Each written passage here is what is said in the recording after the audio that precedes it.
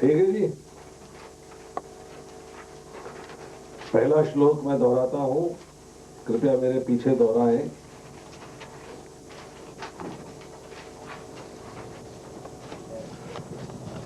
अर्जुन उवाच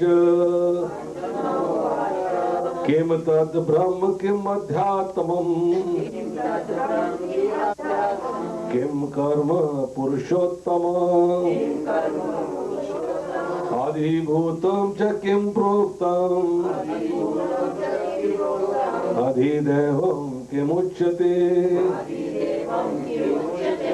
अर्जुन उवाच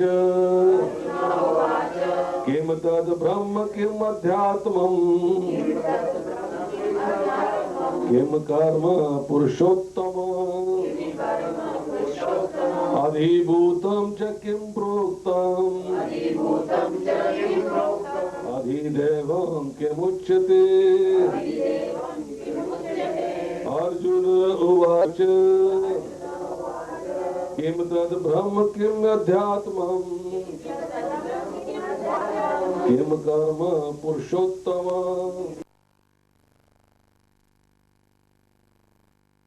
अधिदैव। कृपया ध्यान पूर्वक सुनिए इसका अनुवाद श्री प्रभुपाद द्वारा लिखा हुआ। अर्जुन ने कहा, हे भगवान, हे पुरुषोत्तम, ब्रह्म क्या है, आत्मा क्या है, सकाम कर्म क्या है, ये भौतिक जगत क्या है तथा देवता क्या है, कृपा करके ये सब मुझे बताइए। अगला श्लोक का पढ़ता हूं अनुवाद। हे मधुसूदन, यज्ञ का स्वामी कौन है, वह शरीर में कैसे रहता है और मृत्यु के समय भक्ति में लगे रहने वाले आपको कैसे जान पाते हैं। तीसरा श्लोक, भगवान ने कहा, अविनाशी और दिव्य जीव तो ब्रह्म और उसका नित्य स्वभाव अध्यात्म या स्व कहलाता है। जीवों के भौतिक शरीर से संबंधित कार्य कर्म या सकाम कर्म कहलाता है। तो चौथे श्लोक में कहा है, हे देहधारियों में श्रेष्ठ निरंतर परिवर्तनशील ये भौतिक प्रकृति अधिभूत भौतिक अभिव्यक्ति कहलाती है। भगवान का विराट रूप जिसमें सूर्य तथा चंद्र जैसे समस्त देवता सम्मिलित है अधिदैव कहलाता है तथा प्रत्येक देहधारी के हृदय में परमात्मा स्वरूप स्थित मैं परमेश्वर अधियज्ञ यज्ञ का स्वामी करेगा। तैयारी इसकी कौन बोलेगा? आप बोलेंगे? कौन सा श्लोक? पहला वाला आप बोलेंगे? पहला श्लोक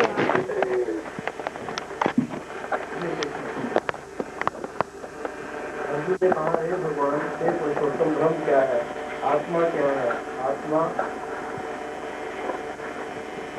क्या है, कर्म क्या है, यह भौतिक जगत क्या है। अर्जुन ने कहा, हे भगवान, हे पुरुषोत्तम, ब्रह्म क्या है, आत्मा क्या है, काम कर्म क्या है, यह भौतिक जगत क्या है तथा देवता क्या है, कृपा करके यह सब मुझे बताइए। श्री भागवत में कहा गया है कि परम सत्य ब्रह्म परमात्मा तथा भगवान के नाम से जाना जाता है। साथ ही जीवात्मा या जीव को भी ब्रह्म भी कहते हैं। अर्जुन आत्मा के विषय में भी पूछता है जिससे शरीर आत्मा तथा मन का बोध होता है। अर्जुन ने परमेश्वर को पुरुषोत्तम या परम पुरुष कहकर संबोधित किया है, जिसका अर्थ यह होता है कि ये सारे प्रश्न अपने एक मित्र से नहीं अपितु परम पुरुष से उन्हें परम प्रमाण मानकर पूछ रहा था, जो निश्चित उत्तर दे सकते थे। हरे कृष्ण। यज्ञ का स्वामी कौन है और वह शरीर में कैसे रहता है और मृत्यु के समय भक्ति में लगे रहने वाले आपको कैसे जान सकते हैं। तात्पर्य, विष्णु समस्त देवताओं में जिनमें ब्रह्मा तथा शिव भी हैं प्रधान है, इंद्र प्रशासक देवताओं में प्रधान है। इन दोनों की पूजा यज्ञ द्वारा होती है। यहाँ अर्जुन ने कृष्ण को मधुसूदन कहा है। मधु नामक असुर को कृष्ण ने वध किया था। अर्जुन का यहाँ भाव ये है कि कृष्ण उसके मन में उठने वाली सारी आसुरी शंकाओं को नष्ट कर दें। मृत्यु के सामने ऐसे व्यक्ति जो हमेशा भक्ति में लगे रहते हैं, अर्थात कृष्णा भावना भावित रहते हैं, परंतु शरीर की स्थिरता के कारण सारे कार्य रुक जाते हैं और मन की दशा विचलित हो सकती है। इसलिए मनुष्य परमेश्वर का स्मरण ना कर हो सकता है कि परमेश्वर का स्मरण ना कर सके।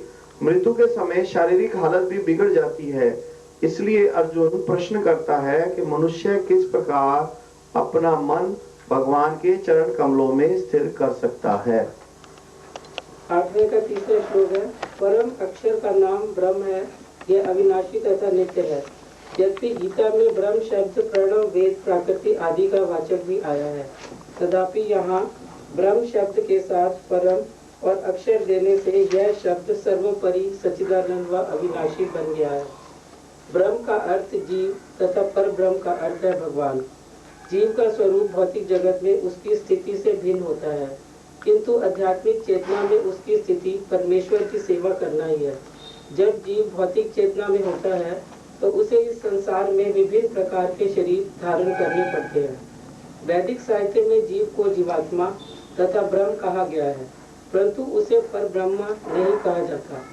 कभी जीव भौतिक प्रकृति से मिल जाता है और पदार्थ को अपना स्वरूप मान लेता है, तो कभी वह परा आध्यात्मिक प्रकृति के साथ मिल जाता है और परमेश्वर की तटस्थता शक्ति कहलाता है। भौतिक प्रकृति में वह 84 लाख योनियों में से कोई एक शरीर धारण कर सकता है, किंतु आध्यात्मिक प्रकृति में केवल एक ही शरीर होता है।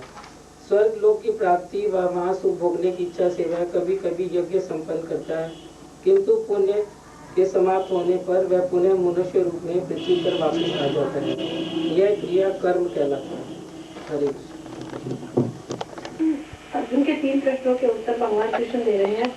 उत्पत्ति में व विनाश धर्म वाले सब पदार्थ इस भौतिक जगत में है। भगवान का विराट रूप जिसमें सूर्य चंद्रमा तथा समस्त देवता सम्मिलित हैं, वो आदिदेव कहलाते हैं और प्रत्येक देहधारी के हृदय में परमात्मा स्वरूप स्थित है। मैं परमेश्वर ही यज्ञ का स्वामी हूँ।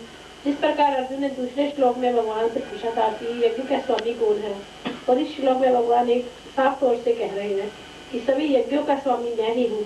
सभी देवी देवता सूर्य चंद्रमा वायु अग्नि आदि मुझसे है। मैं ही परम भगवान हूँ और मैं ही हर जीव के हृदय में स्थित हूँ। हर आत्मा में मैं ही हूँ और उनके सारे कर्मों का साक्षी मैं हूँ। परमात्मा ने अभी आत्मा को मुक्त भाव से कार्य करने की छूट दे रखी है। इस बात को एक जो कृष्ण भक्त समझ लेता है वो ही भगवान भागवत धाम का अधिकारी हो जाता है। बाकी सब इसी चक्रव्यूह में जानी जन्म मृत्यु जरा व्याधि के चक्कर में फंसकर 84 लाख योनियों में भटकते रहते हैं और कुछ क्षणिक सुख कामना में दुख भोगते रहते हैं। क्या दिया भगवान ने 7वें अध्याय में? भगवत ज्ञान। अब उसी को ही अर्जुन आगे बढ़ा रहा है, आगे चल रही है उनकी क्रिया। तो सबसे 7वें अध्याय का लास्ट 2 श्लोक निकालिए। 7वें अध्याय का 29 और 30 श्लोक। अब यहाँ पर 29 श्लोक में भगवान कह रहे हैं, जरा मरण मोक्षाय माम आश्रित यतन्ति ये ते ब्रह्म तत्विदु कृष्णम अध्यात्मम कर्म च अभिनव। यहाँ पर भगवान ने कहा ना, जो जरा मृत्यु से मुक्ति पाने के लिए यत्नशील रहते हैं वे बुद्धिमान व्यक्ति मेरी भक्ति की शरण ग्रहण करते हैं। वे वास्तव में ब्रह्म है। अब भगवान ब्रह्म के बारे में बता चुके हैं अर्जुन को, और अर्जुन दोबारा फिर से पूछ रहा है क्योंकि वे दिव्य कर्मों के विषय में पूरी तरह जानते हैं। भगवान यहाँ पर बता रहे हैं कि वो ब्रह्म कौन है, अध्यात्म क्या है, कर्म क्या है, ये सारी बातें भगवान ने इस श्लोक में बताई अर्जुन को। और यही अर्जुन जो है 8वें अध्याय में शुरू में ही पूछ रहा दोबारा से, उसको डिटेल में जानने के लिए कि क्या चीज है। आपने जो तो बता तो दिया, समझ में नहीं आया, तो दोबारा अर्जुन पूछ रहा किम तद ब्रह्म, किम अध्यात्म, किम कर्म, आदिभूत क्या है, आदिदेव क्या है, ये सब चीजें अर्जुन दोबारा से पूछ रहा भगवान से। 30वें श्लोक में भगवान बताते हैं आदि भूत क्या है, आदि देव क्या है, आदि यज्ञ क्या है, ये सब चीजें भगवान बता चुके हैं 30वें श्लोक में। 7वें अध्याय के 30वें श्लोक में भगवान ये सारी बता चुके हैं। सादि भूत आदि देवम माम सादि यज्ञम चाहिए विदु प्राण काले अपि चा माम ते विदु युक्त चेतसा। कि प्राण काले मतलब मृत्यु के समय लोग मुझे भी जान सकते हैं। कैसे जान सकते हैं, ये अर्जुन ने दोबारा पूछा। तो दूसरे श्लोक में यही चीज बताई है, आदि यज्ञ कथा को अत्र देहे अस्मिन मधुसूदन प्रयाण काले चा कथम गेव असी नियत आत्म। यही चीजों को भगवान से दोबारा अर्जुन पूछ रहा है, वही वाले चीज में कंटिन्यूएशन चल रहा है। तो पहले भगवान उसे अर्जुन कहता है कि ये ब्रह्म क्या है, अध्यात्म क्या है, कर्म क्या है, पुरुषोत्तम कहता है भगवान को। पुरुषोत्तम क्यों कहा? कि वो पुरुषों में उत्तम है, सर्वश्रेष्ठ है, सर्वशक्तिमान है, सर्वज्ञ है और पूर्ण ज्ञाता है। जो भी भगवान उत्तर देंगे वो प्रमाणिक होगा। इसलिए अर्जुन दोबारा से वही क्वेश्चन भगवान से करता है जिसका कि भगवान पहले अध्याय में बता चुके हैं। और यहाँ पर भगवान से फिर पूछता है कि यज्ञ का स्वामी कौन है। दूसरे श्लोक में शरीर में कैसे रहता है, मृत्यु के समय भक्ति में लगे रहने वाले आपको कैसे जान सकते हैं। भगवान ने कहा ना, प्रयाण काले में जब जीव मरता है तो जो भक्त होता है वो मुझे पा जाता है। तो अर्जुन यही पूछ रहा है कि आपको कैसे पा सकते हैं। उस समय क्या होता है, प्रयाण काल के समय जब मृत्यु आती है कुछ होश नहीं होता, पाषाण और काष्ठ की तरह हो जाता है शरीर, बुद्धि काम नहीं करती, मन विचलित होता है, इतना कष्ट होता है मन। उस समय लगता है भगवान में कैसे लगेगा। इसका एग्जाम्पल में परपट में प्रभुपाद जी बताते हैं कि एक महाराज कुलशेखर थे। कुलशेखर जो थे दक्षिण भारत के एक राजा हुए हैं। वो भगवान के बहुत बड़े भक्त थे, इतने बड़े भक्त थे कि वो इतने भाव में आ जाते थे कि उनको साक्षात लगता था भगवान सामने बैठे हैं, उनसे बातें करने लगते थे। एक बार क्या हुआ कि महाराज कुलशेखर जो थे समुद्र के किनारे बैठे हुए थे।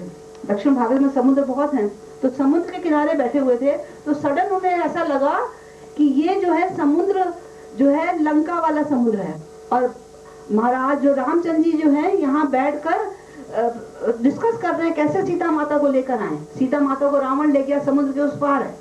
तो घबरा जाते हैं और कहते हैं, रामचंद्र जी से कहते हैं, प्रभु आप घबराइए नहीं, मैं राजा हूँ, सारी सेना लेकर मैं आपके अपनी सीता माता को ले आऊंगा, रावण को हरा दूंगा। और अपनी सेना को ऑर्डर देने लगते हैं और खुद भाग जाते हैं समुद्र के अंदर अपना अस्त्र शस्त्र लेकर।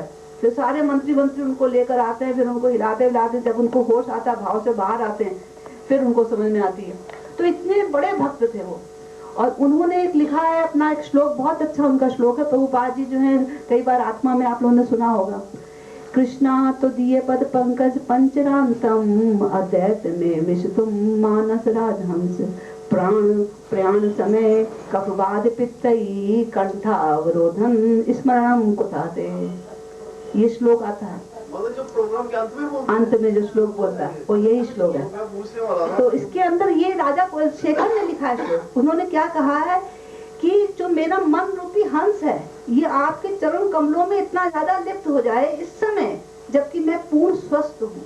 और क्योंकि जब मैं बीमार हो जाऊंगा या जब मेरी मृत्यु निकट होगी उस समय मैं आपको याद नहीं कर सकता। जो हंस होता है वो कमल के पुष्पों को कुरेदने में उसे बड़ा मजा आता है। तो वो कमल की नाल के अंदर घुस जाता है, कमल के पुष्पों की नाल में अपनी चोंच से उसको कुरेदता के अंदर घुसना चाहता है। तो वही ये बता रहे हैं कि मेरा मन रूपी हंस आपके चरण कमलों के रूपी नाल के अंदर घुसना चाहता है इस समय जबकि मैं स्वस्थ हूँ, क्योंकि मृत्यु के समय मैं आपको याद नहीं कर सकूंगा। तो वही है कि प्राण काल के समय अर्जुन पूछता है कि मैं आपको कैसे याद करूंगा। वही वाली बातें भगवान अब फिर बताते हैं। रोज बोलते हैं ये? हाँ, ये रोज बोलते हैं। कृष्णा तो दिए पद पंकज पंचरांतम अद्वैत में विशुतुम मानस राजहंस प्राण प्राण समय कफवाद पित्तई। प्राण जो है जब प्राण समय कफ वाद और पित्त से कंठ अवरुद्ध हो जाएगा, कंठ अवरुद्धम और स्मरण को कहते हैं, फिर मैं आपका स्मरण कैसे करूंगा। तो ये प्रभुपाद जी को बहुत पसंद है श्लोक, प्रभुपाद जी बहुत बोलते, तो उसी को कोट करा गया है आत्मा में। तो तीसरे श्लोक में भगवान कहते हैं, अब उसी जो अर्जुन ने प्रश्न पूछे हैं कि ब्रह्म क्या है, यज्ञ क्या है, आदिभूत क्या है, आदिदेव क्या है, उसको भगवान तीसरे श्लोक में बताते हैं। भगवान बताते हैं कि अविनाशी और दिव्यजीत तो ब्रह्म है और इसका नित्य स्वभाव अध्यात्म कहलाता है। जीवों के भौतिक शरीर से संबंधित कार्य कर्म और सकाम कर्म कहलाता है। और इसमें जो है भगवान उत्तर देते हैं कि ये ब्रह्म क्या चीज है, ये अविनाशी और दिव्य जीव जो हमारी आत्मा है क्या है, अविनाशी है। उसमें हम बताया ना दूसरे श्लोक में दूसरे अध्याय में, न जायते मृते न कदाचिन न अयम भूतवा भविता वा न भूया अजो नित्यम शाश्वतो अयम पुराणो न हन्नते हनुमाने शरीरे। शरीर के मारे जाने पर भी आत्मा का नाश नहीं होता। आत्मा हमेशा थी, है और रहेगी, क्योंकि ये सनातन है, अविनाशी है। तो ये अविनाशी जीव जो क्या है, दिव्य भी है, क्योंकि वो भगवान का अंश है। भगवान कहते हैं ना 15 अध्याय में, मामे वंश जीवलोके जीव भूता सनातना। ये जीव जो है मेरा ही भिन्न और सनातन अंश है। भगवान दिव्य है तो जीव भी दिव्य है, भगवान सनातन है और ये जीव भी सनातन है। तो ये सनातन और दिव्य जीव ब्रह्म है।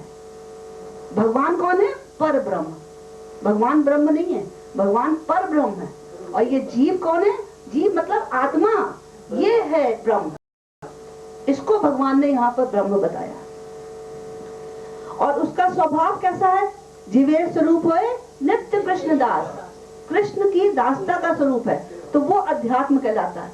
उसका जो स्वरूप है वो अध्यात्म कहलाता है। और जीव के भौतिक शरीर से संबंधित सारे कार्य, भौतिक शरीर से जो हम लोग, जीवात्मा तो अंदर बैठी है और ये शरीर है, शरीर को चलाने के लिए कार्य हो रहे हैं, सांस ले रहे हैं, खा रहे हैं, देख रहे हैं, सारे कार्य हो रहे हैं, तो ये कार्य कर्म कहलाते हैं। ये भगवान ने बताया। और स्वभाव में बताया कि जब जीव भौतिक जगत में आ जाता है, इस संसार में जब जीव आ जाता है तो इसका स्वभाव बदल जाता है। कैसा हो जाता है? ये स्वामी के भाव में आ जाता है, हर चीज पर अपना प्रभुत्व जमाता है, ये मेरा है, ये मेरा है, ये मुझे मिल जाए, मैं इसका स्वामी हूँ। और उसका वैसे स्वभाव क्या है? भगवान की दासता का। तो जब वो आध्यात्मिक संसार में होता है, आध्यात्मिक शरीर में होता है, तो दासता का भाव होता है। जीव भगवान की तटस्था शक्ति है। तटस्था मतलब तट के ऊपर। या तो अगर वो भौतिक जगत में आएगा तो स्वामी के भाव में कार्य करेगा, और जब वो भगवान के धाम में चला जाएगा अपने ओरिजिन में, तो दास के भाव में काम करेगा। तो ये तटस्था शक्ति की वजह से होता है। तो उसका जो स्वभाव है, नेचुरल जो स्वभाव है, वो है दासता का, वो अध्यात्म कहलाता है। और फिर यज्ञ के बारे में भगवान क्या बताते हैं इसमें? प्रभुपाद जी ने इसमें लिखा, छंदोक उपनिषद का उदाहरण दिया है कि यज्ञ क्या है? यज्ञ ऐसे कार्य है जो जीव को भगवान से जोड़ते हैं। जैसे एक पुल है, एक तट इधर है और एक तट इधर है, उसको कैसे जोड़ेंगे? पुल से। तो यज्ञ एक पुल की तरह है, जो कि ऐसे कार्य जो कि जीव को भगवान से जोड़ दें, उसको यज्ञ कहते हैं। अब यज्ञ जो है, छंदोक उपनिषद में यज्ञ बताया गया है। यज्ञ में 5 प्रकार की अग्नियां और 5 प्रकार की आहुतियां होती हैं। 5 प्रकार की अग्नि क्या है? एक है स्वर्गलोक, बादल, पृथ्वी, मनुष्य और स्त्री। और उसको 5 प्रकार की आहुतियां दी जाती हैं। तो स्वर्गलोक को आहुति क्या देनी है? श्रद्धा की। और बादल को क्या आहुति देनी है? सोमरस की। पृथ्वी को क्या आहुति देनी है? वर्षा की। मनुष्य को क्या आहुति देनी है? अन्न की। और स्त्री को वेद की। ये 5 प्रकार की आहुतियां हैं और 5 प्रकार की अग्नियां हैं, जिसके द्वारा मनुष्य यज्ञ करता है। यज्ञ की अनुष्ठान है, इस प्रकार से यज्ञ किया जाता है। अब यज्ञ प्रक्रिया से होता क्या है कि जिसके लिए यज्ञ करोगे वो मिलेगा। तो ज्यादातर क्या होता है? स्वर्ग प्राप्ति के लिए किसी देवता के लिए यज्ञ करते हैं, तो वो यज्ञ में देवता में आप चले गए स्वर्ग लोक में। अब छीणने पुण्य मृत्यु लोकों में संति। जब पुण्य लोक जब हमारा पुण्य जब छीण हुए तो मृत्यु लोक में आ गए। अब आता कैसे है जीव? इसको भी बताया गया प्रभुपाद ने। कैसे बताया है? स्वर्ग प्राप्ति से जब पुण्य क्षीण होंगे तो वर्षा के रूप में जीव जो है इस पृथ्वी में आता है और अन्न के रूप में बदलता है। अन्न जब मनुष्य खाता है तो वीर के रूप में परिणत हो जाता है, और वीर जब स्त्री के गर्भ में जाता है तो जीव पैदा होता है। ये प्रक्रिया है यज्ञ की। तो इसमें किसके लिए है ये? जो कि जन्म मृत्यु के चक्कर में पड़े रहना चाहते हैं, वो यज्ञ करते हैं ऐसे। लेकिन जो कृष्ण भावना भक्त होते हैं, वो भगवत धाम जाना चाहते हैं, उनको इस प्रक्रिया से कोई मतलब नहीं। वो इस प्रक्रिया के अगेंस्ट होते, मतलब इसको वो इस पर ध्यान भी नहीं देते। वो क्या करते हैं? सिर्फ भगवान की भक्ति। उससे क्या होगा? सीधे भगवत धाम, जन्म मृत्यु के चक्कर से छुटकारा। और इसमें जन्म मृत्यु यज्ञ करते रहोगे देवी देवताओं के लिए तो सब स्वर्ग तक जाएंगे। मृत्यु के बाद आदमी वर्षा के रूप में वापस वर्षा के बाद, मृत्यु के बाद स्वर्ग लोक से, स्वर्ग लोक में जब अपना सारे पुण्य करे थे, स्वर्ग लोक चला गया, वहाँ पर सारे आनंद की प्राप्ति हो गई। अब पुण्य क्षीण हो गए तो वहाँ नहीं रह सकते आप। क्षीण का मतलब खत्म हो गया पुण्य, तो आपको वर्षा के रूप में आएगा, नीचे पृथ्वी पर गिरेगा, पृथ्वी से अन्न के रूप में उगेगा। अन्न जब मनुष्य या कोई भी जीव खाएगा तो फिर वीर के रूप में वर्णित होगा। वीर स्त्री के गर्भ में जाकर फिर जीव बन जाएगा। केवल वो लोग ये स्वर्ग लोक से आते हैं। हाँ जी, ये तो वर्षा जो जितनी होती है उसमें सारे जीव नीचे आते हैं। बहुत जीव आते हैं, वर्षा के रूप में ही जीव उतरता है। स्वर्ग लोक से आते हैं। और वो पानी की बूंदों में जीव होते हैं। हाँ जी, पानी के बूंदों, वर्षा के रूप में जीव स्वर्ग से उतरता है नीचे। तो जरूरी नहीं है ना कि वो मनुष्य योनि में आएगा। हाँ, किसी भी योनि में जीव जीव बताया है। जो भी उस अन्न को खाएगा, जो भी खाएगा, जानवर भी खाएगा तो वो बनेगा, लेकिन जानवर नहीं बनते। जो स्वर्ग लोक से आएंगे वो जानवर नहीं बनते, वो जाता मनुष्य ही बनते हैं, क्योंकि उसने पूरे कर्म नहीं किए। अच्छे कर्म किए थे, पूर्ण कर्म किए, तभी स्वर्ग लोक गया। वहां से आकर पहला जन्म उसका मनुष्य का ही होगा, जानवर नहीं बनेगा सीधे। कभी कभी बहुत ज्यादा बुरे कर्म होते हैं कि कुछ कर्मों की वजह से वहां चला गया और बाकी कर्म उसके बड़े बुरे थे, तो वो जानवर भी बन सकता। जरूरी नहीं कि मनुष्य ही बन सकता, लेकिन ज्यादातर मनुष्य ही बनते हैं। अच्छा, इसमें एक बार ये भी बता दिया, जो निर्विशेषवादी हैं, जो भगवान को नहीं मानते, जो भगवान को निराकार मानते हैं, वो क्या कहते हैं कि जो ब्रह्म है, भगवान ही ब्रह्म है और वो जीव के रूप में आते हैं।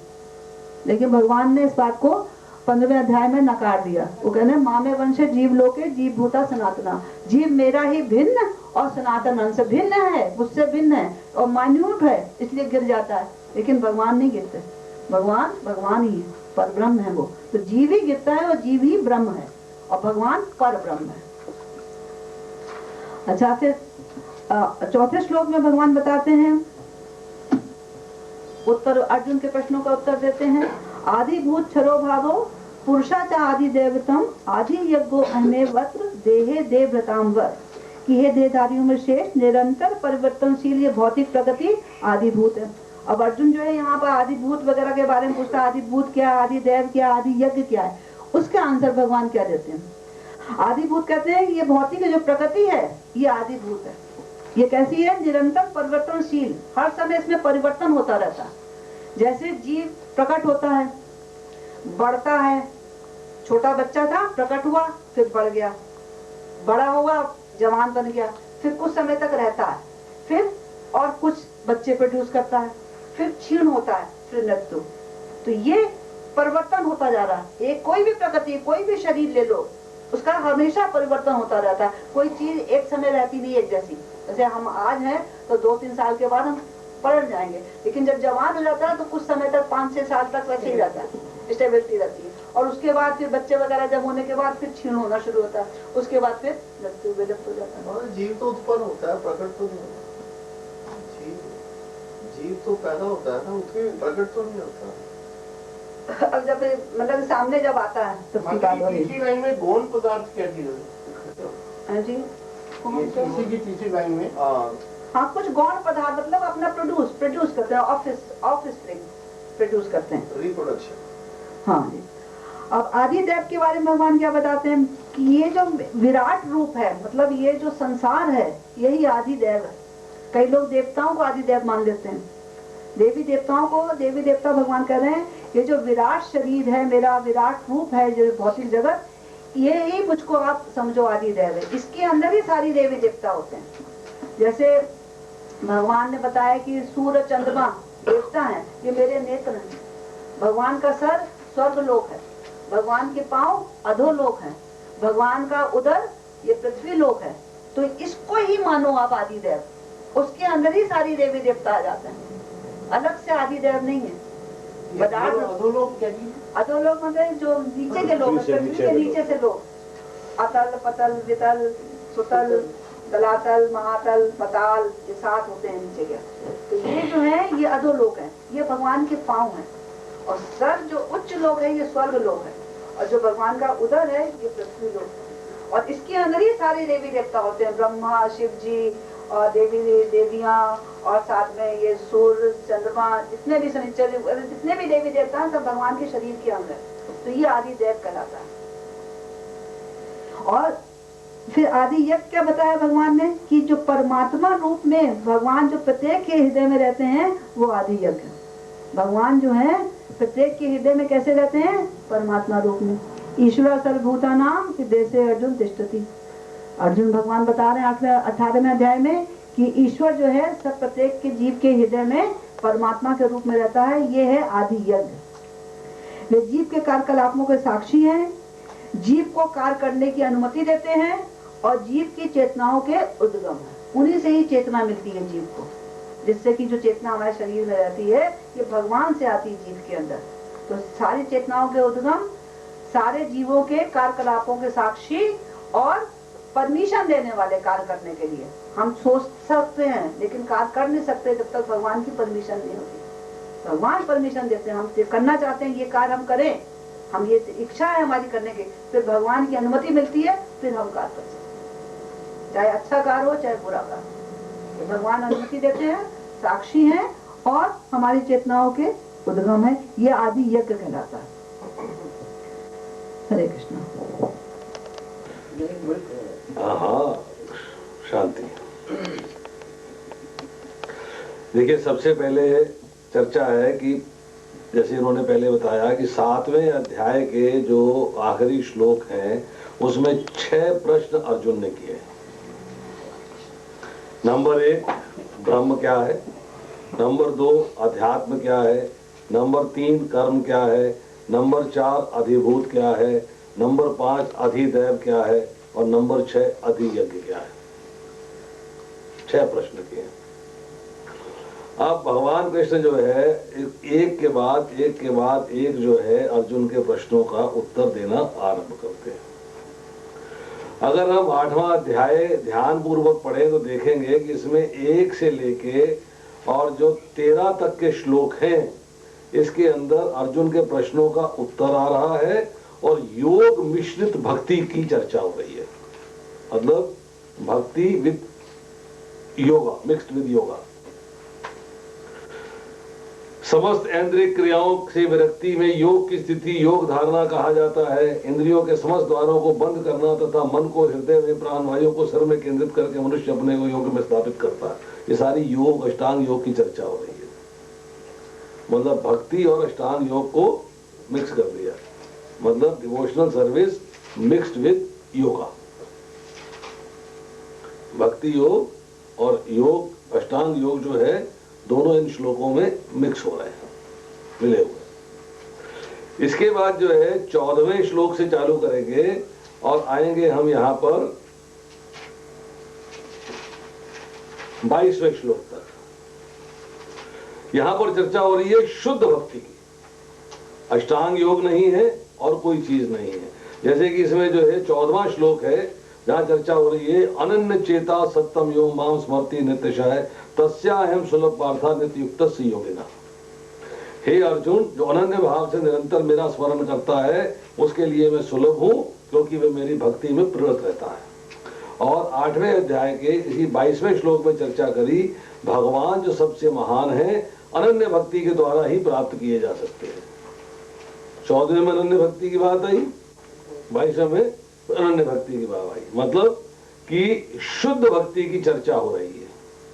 और इसके बाद जो है 23वें से लेके और 28वें श्लोक तक चर्चा हो रही है कि कौन से ऐसे फैक्टर हैं, कौन से ऐसे कारण हैं जिनसे कि जो शरीर को जब छोड़कर जीव जाता है तो वो कहां जाता है, वो उसके जाने को कौन कौन से फैक्टर कंट्रोल करते हैं, मॉडरेट करते हैं।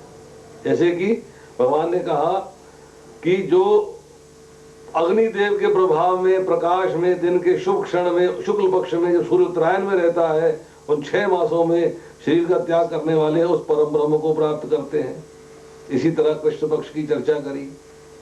ठीक है, तो 8वें अध्याय के अंदर जो है इन 3 चीजों की चर्चा हुई है। अब नटशेल में ऑलमोस्ट ऑल सारी बातें हो चुकी हैं, ज्यादा इसमें डिस्कशन बचा नहीं है। अर्जुन ने पूछा है ब्रह्म क्या है। क्यों पूछा उसने? वाई उसने प्रश्न किया है ब्रह्म क्या है, क्योंकि अर्जुन जानना चाहता है कि भगवान जो यहाँ पर 7वें अध्याय के अंत में ब्रह्म की चर्चा कर रहे हैं वो जीव के लिए ब्रह्म शब्द इस्तेमाल कर रहे हैं या परमात्मा के लिए कर रहे हैं। आप किसके लिए कर रहे हैं, मतलब ब्रह्म को आप क्या क्या बताना चाहते हो इसके माध्यम से, किसको डिनोट कर रहे हो, किसको सिग्निफाई कर रहे हो। कि अब कहा जाता है अहम ब्रह्मास्मि, मैं ब्रह्म हूं। मतलब मैं का मतलब है मैं जीव कहता है मैं ब्रह्म हूं, परंतु भगवान फिर कौन है? एक तरफ से हम कहते हैं ब्रह्म जो है ब्रह्म ज्योति के लिए इस्तेमाल होता है, परंतु यहाँ पर भगवत गीता के अंदर ब्रह्म जो है वो जीवात्मा के लिए इस्तेमाल हुआ है और भगवान के लिए शब्द इस्तेमाल होता है परम ब्रह्म। अब इसके बाद अध्यात्म की चर्चा हुई, कर्म की चर्चा हुई, अध्यात्म क्या है, कर्म क्या है। तो यहाँ पर जो है श्री बलदेव विद्याभूषण लिखते हैं कि अर्जुन का जो प्रश्न है वो क्या है? अध्यात्म क्या है? मतलब अध्यात्म का अर्थ सेल्फ अर्थात स्व अर्थात जीव ये है, या अध्यात्म से आप स्थूल या सूक्ष्म शरीर की चर्चा कर रहे हैं? ये क्लैरिफाई होना चाहिए। अर्जुन का प्रश्न ये है कि आप अध्यात्म से जो है ये मुझे क्लैरिफाई करिए, साफ स्पष्ट बताइए कि अध्यात्म से आप जो है जीव की चर्चा कर रहे हैं या स्थूल या सूक्ष्म शरीर की चर्चा कर रहे हैं। अब अर्जुन पूछता है कर्म क्या है? क्यों पूछ रहा है? कहता है कर्म जो है वो सकाम कर्म है या अकर्म है, मतलब फ्रूटिव एक्टिविटी है या स्पिरिचुअल एक्टिविटी है, आध्यात्मिक है या भौतिक है, किस कर्म की चर्चा कर रहे हैं? अगर वो दोनों बराबर हैं तो मैं लड़ूं या न लड़ूं, बताएं मेरे को। उसके बाद अर्जुन प्रश्न करता है अधिभूत क्या है? अधिभूत पे फिर वो पूछता है कि जो भी इस भौतिक संसार में मुझे स्थूल रूप से प्रकृति दिखाई दे रही है जिसकी आप चर्चा कर रहे हो, क्या वो हमारे शरीर से संबंधित है? क्या आप उसके बारे में चर्चा कर रहे हो या अधिभूत से आप मुझे क्या समझाना चाहते हो? एक एक करके उसने जो है प्रश्न किए, वो कंफ्यूज्ड है कि इनका अर्थ क्या है। अब अगला है अधिदेव।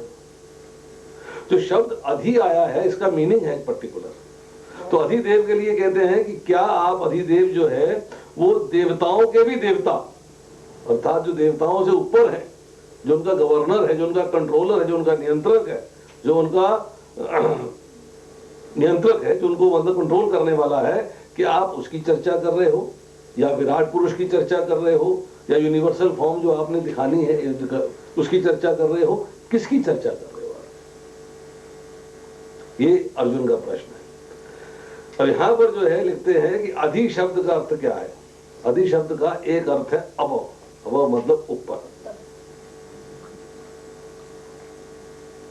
दूसरा बोले कि दूसरे शब्दों में जो है अर्जुन कहता है कि one above ruling over the body, मतलब एक तो है ऊपर होना और एक है ऊपर होके रूल करना, मतलब कंट्रोल करना, मतलब नियंत्रण करना। तो अधि से है, इससे आप यहां पर क्या मुझे बताना चाहते हो? अधि यज्ञ है, अधिदेव है, अधिभूत है, सब ये जो अधि शब्द इस्तेमाल किया जा रहा है इसका अर्थ क्या है? अब इसके बाद छठा प्रश्न करता है अर्जुन, अधि यज्ञ क्या है? वो कहता है कि अब मुझे बताइए, अभी यज्ञ की चर्चा हो रही थी, अब उसके ऊपर क्या है? यज्ञ क्या है और अधि यज्ञ क्या है? ये दोनों बातें मेरे को जो है क्रिस्टल क्लियर होनी चाहिए, मुझे समझ में होनी चाहिए। क्या आप अधि यज्ञ जो है विष्णु के लिए इस्तेमाल कर रहे हो? क्या अधि यज्ञ है देवता के लिए इस्तेमाल कर रहे हो? और अगर है तो वो रहता कहां है? जिसके लिए भी आप इस्तेमाल कर रहे हो वो रहता कहां? हमारे शरीर में वो कहां रहता है? ये जो है अर्जुन ने प्रश्न किए। अब भगवान ने तीसरे और चौथे श्लोक के अंदर इन 6 प्रश्नों का बारी बारी से उत्तर दिया है। उत्तर आपने सारा सुन लिया है, ऑलमोस्ट ऑल, उसमें कुछ नहीं। कृष्ण जो है अर्जुन से बता रहे हैं जीव ब्रह्म है। क्यों?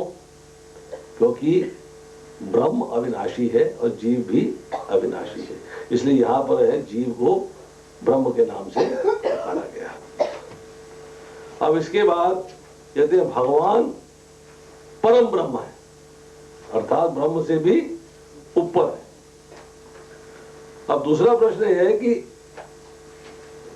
अध्यात्म अर्थात स्व, स्व मतलब मैं कौन हूं। यहां पे यही चर्चा आ रही है ना 6 प्रश्नों के अंदर कि ब्रह्म क्या है, अध्यात्म क्या है। अध्यात्म के बारे में भगवान ने क्या बताया, बड़ा स्पष्ट बताया है कि जीव का स्वभाव क्या है। क्या स्वभाव है? स्व मतलब मैं किस भाव में हूं। स्वभाव का अर्थ क्या है? स्वयं का भाव, स्वयं का भाव। और मैं किस भाव में हूं? भगवान के दास्य भाव में हूं या भगवान के स्वामी भाव में हूं? तो मैं भगवान के दास्य भाव में हूं। तो यहां यही बता रहे हैं कि जीव जो है भगवान का अंश है और अंश का कार्य होता है पूर्ण की सेवा करना। तो जीव का स्वभाव जो है वो भगवान के सेवक का है, अर्थात जीव का जो स्वभाव है वो अध्यात्म कहलाता है। अब आता है तीसरा प्रश्न, कर्म क्या है? कर्म किसे कहते हैं? जो सकाम इच्छा देती है, जो सकाम, जो कर्म वो है जिससे द्वारा आपको भौतिक संसार में बंधन होता है, अर्थात दूसरे शब्दों में कर्म को सकाम कर्म के नाम से संबोधित किया गया है। टेक्निकली कर्म का मतलब है एक्शन, कोई भी कार्य किया जाए वो कर्म कहलाता है। इवन सांस लेना भी एक कर्म है। इंद्रियों से, आंखों से देख रहे हैं वो भी एक कर्म है। तो क्या काम कर रहा है? मैं फोटो देख रहा हूं, करते नहीं ऐसे ही बोलते हैं ना रोज, क्या कर रहा? मैं वहां तक चल के गया। तो इंद्रियों से जो कार्य किया जा रहा है वो सारे जो है कर्म कहलाते हैं। तो यहां पर जो है चर्चा हो रही है कि सकाम कर्म वो है जिसके द्वारा आपको भौतिक बंधन होता है, परंतु जिस कर्म के द्वारा आपको भौतिक बंधन नहीं होता वो क्या है? वो आध्यात्मिक कर्म है, वो अकर्म है, वो कृष्ण भावना भावित कर्म है। इन कर्मों के द्वारा आप भौतिक संसार में नहीं बनते, मतलब आपको जो है इन कर्मों के द्वारा बार बार जन्म और बार बार मृत्यु नहीं आती। इन कर्मों का फल भी मिलता है? मिलता है, नहीं, अकर्म में नहीं मिलता। अकर्म में मिलता है, अकर्म में भी मिलता है, कर्म में भी मिलता है। कर्म फलों से मुक्त हो जाते हैं ना? नहीं, फलों से मुक्त नहीं होते। फिर आप समझिए, थोड़ा सा लैंग्वेज की गड़बड़ है। कोई भी कर्म होगा उसका फल अवश्य होगा, परंतु जो अकर्म होता है उससे भौतिक बंधन नहीं होता। अकर्म से जो फल मिलता है, आध्यात्मिक फल मिलता है, आप मुक्ति के पथ पर चल जाते हो, ऊपर सीढ़ी बन जाती है।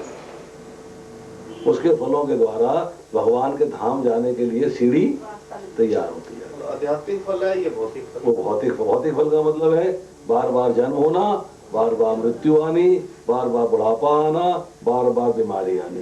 परंतु जो आध्यात्मिक फल है उससे आपको भौतिक बंधन नहीं हो रहा है।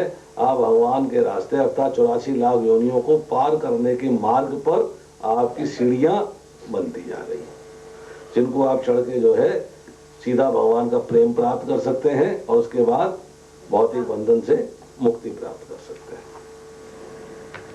अब उसके बाद अर्जुन ने प्रश्न किया है जो अधिभूत क्या है। तो अधिभूत के बारे में क्या चर्चा हुई? जैसे बताया कि जो भौतिक प्रकृति है वही अधिभूत है और वो लगातार बदल रही है, परिवर्तनशील है।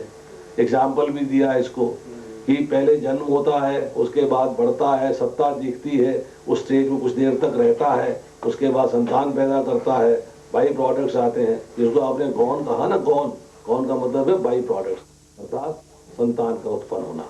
और उसके बाद है ड्विंडल, बुढ़ापा आता है और फिर समाप्त हो जाता है, क्षर हो जाता है। क्षर मतलब समाप्त हो जाता है, समाप्त हो जाता है, उसके बाद डेथ आ जाती है। तो क्षीण वाली अवस्था है। हाँ, जरा है बुढ़ापा, जब आपका शरीर जो है क्षीण होना शुरू हो जाता है।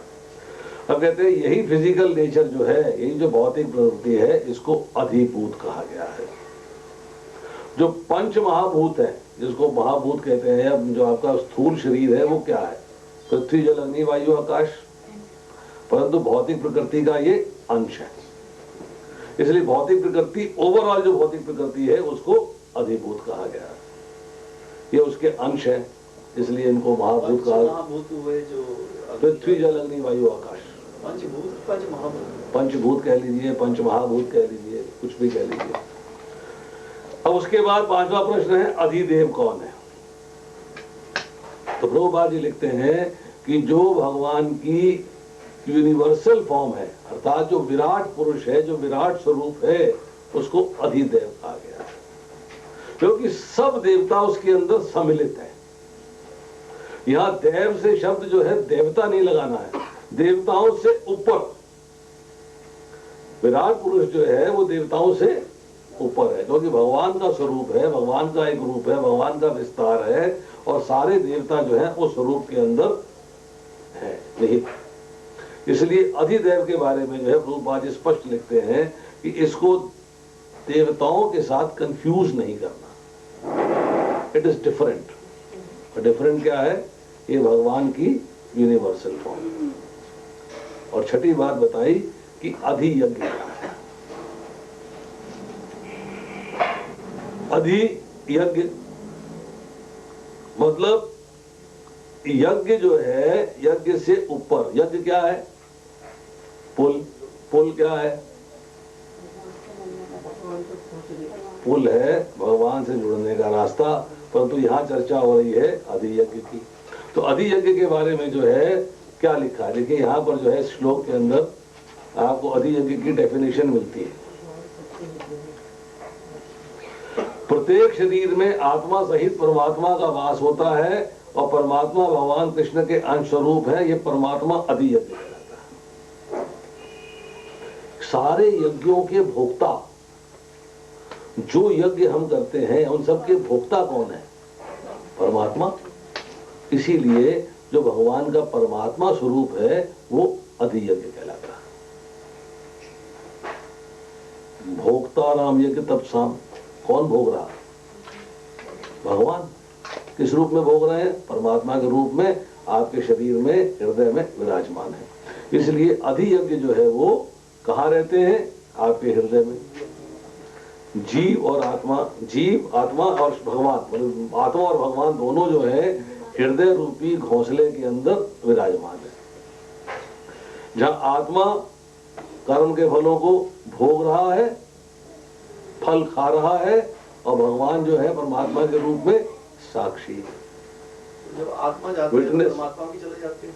जब शरीर जाता है, जब शरीर त्याग देंगे तो फिर बाकी वहां क्या बचेगा? तो बताओ आप।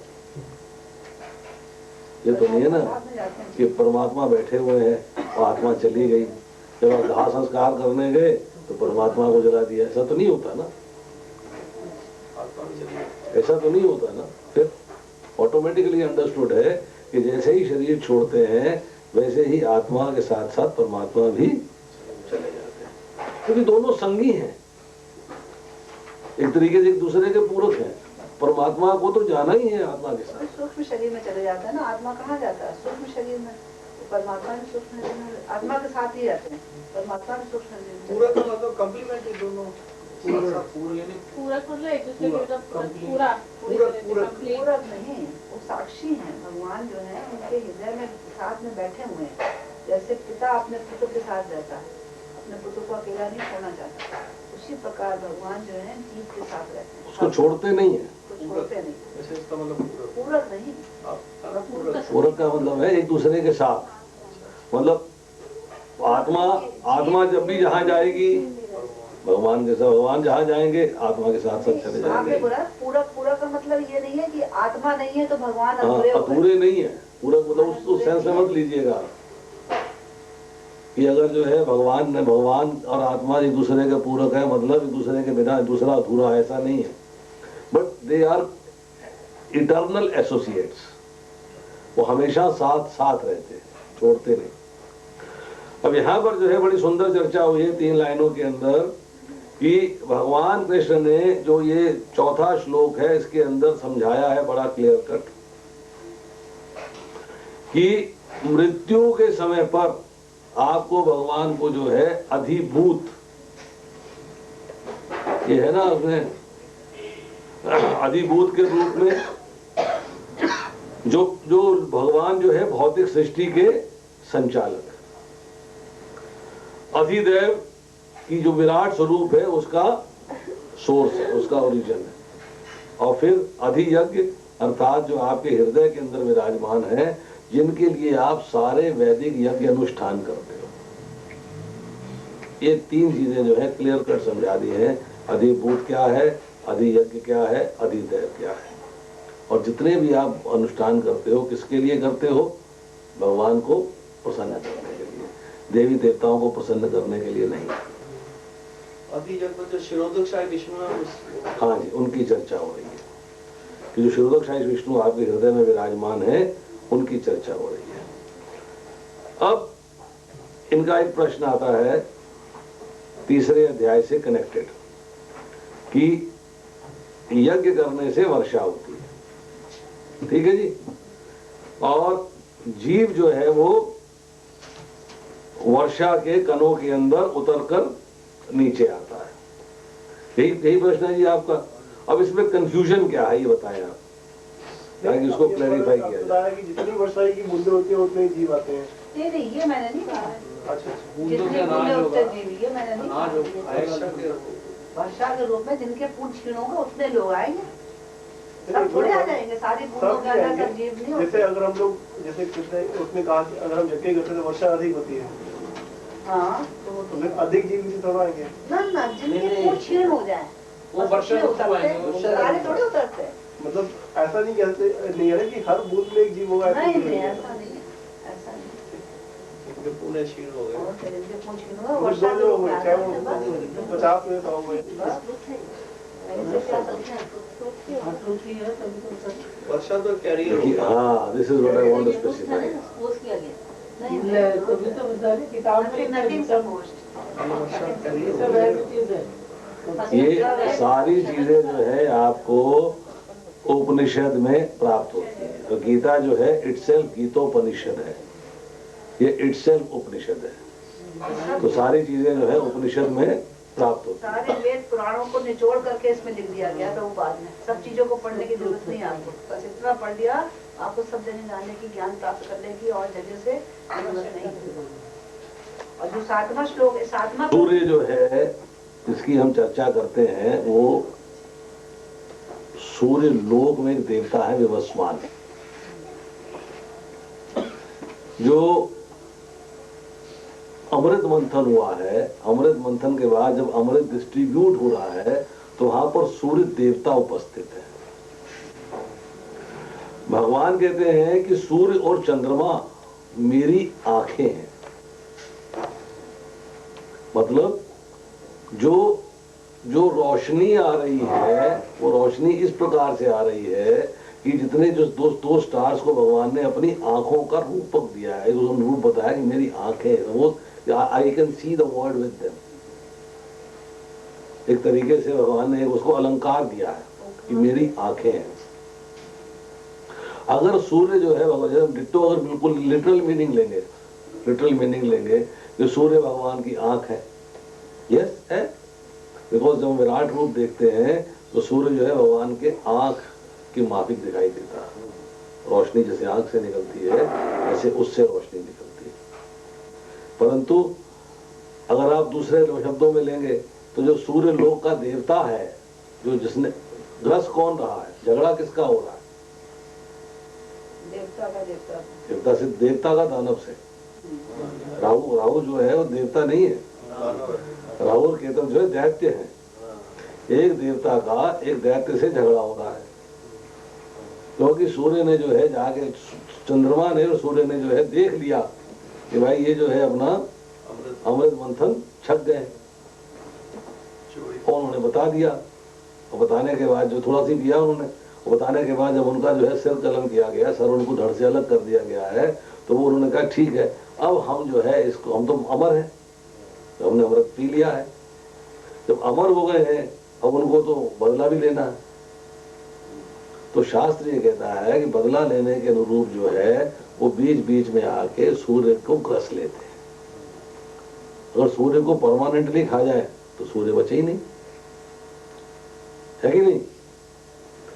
आप बहुत पावरफुल हो, मतलब बहुत शक्ति है, WWF हो, ठीक है, मच्छर काट गया तो दर्द तो होगी ना भाई, थोड़ा टाइम दिया, चुभन तो होगी, टाइम दिएगा। वैसे ही आपको फर्क नहीं पड़ रहा, फर्क नहीं पड़ रहा, WWF हो आप, जो टैक्स ये थे आपकी, परंतु अगर ततैये ने काट लिया, ततैया छोड़ दो, उसको की छोड़ दो, तो एक बार तो कह रहे महाभारत दिक्कत होगी नहीं होगी? ये कंडीशन हुई तो महाभारत हुआ था क्या 4 है 5 6 7